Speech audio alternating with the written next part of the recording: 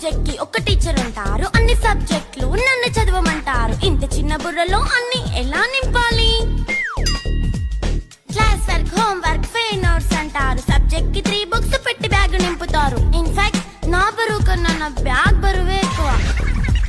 క్వశ్చన్లు, ఆన్సర్లు, సర్ప్రైజ్ టెస్టులు తమ్మి దాటుకొని మళ్ళీ స్కూల్ వ్యాన్ ఎక్కేసి అమ్మయ్య ఇక ఇంటికి వచ్చేసామనుకుంటే మార్క్స్ తక్కువ వస్తే చెయ్యాలి అసైన్మెంట్. రిపోర్ట్ కార్డ్ చూపిస్తే ఇంట్లో ఉన్న పనిష్మెంట్. హోమ్ వర్క్ చేయమంటూ మమ్మీ చంపుతుంటుంది. ట్యూషన్ టైం అయిందని డాడీ తరుముతుంటాడు. డాన్స్ క్లాస్ కి వెళ్ళమని తాతయ్య తిడతాడు. స్నాక్స్ తిని వెళ్ళమని నాన్నమ్మ ఆపుతుంది. ఇక అన్నీ అయిపోయాక కాసేపు టీవీ చూద్దామంటే మమ్మీ ఎంట్రీ ఇచ్చింది. బెడ్ ఎక్కమంది. చిన్న నాప్ తీసేలోపు తెల్లారిపోయింది.